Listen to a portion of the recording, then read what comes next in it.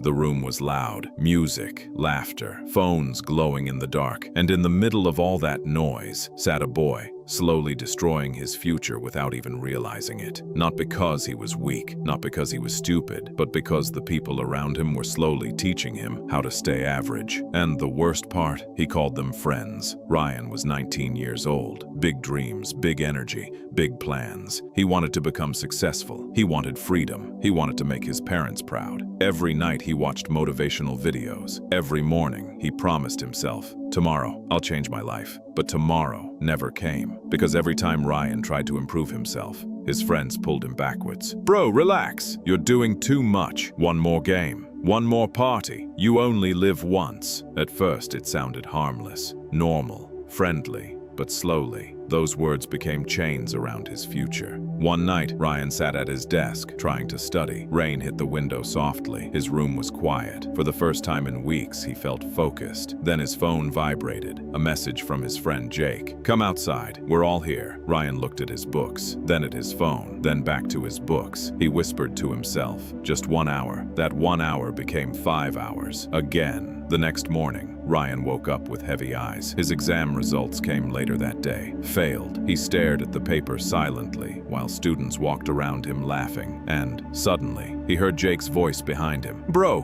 who cares? Marks don't matter." Ryan forced a smile, but deep inside, something hurt, because for the first time, he realized the people giving him advice had no future themselves. Weeks passed. Every day looked the same. Wake up late. Waste time, scroll endlessly, laugh at stupid jokes, make plans, never execute them. Ryan noticed something terrifying. His dreams were becoming weaker, not because life was hard, but because he was surrounded by people who normalized failure. One evening, Ryan met an old school teacher near a small tea shop. The teacher smiled warmly. "Ryan, how are you doing these days?" Ryan lied. "I'm good, sir." The teacher looked into his eyes for a few seconds, then quietly asked, "Are your friends helping your future or entertaining your destruction?" Ryan froze. That sentence hit him like lightning. The teacher continued, "Be careful, son. Some people don't destroy you with hate. They destroy you with comfort." Ryan stayed silent, because deep down, he knew it was true. That night, Ryan couldn't sleep.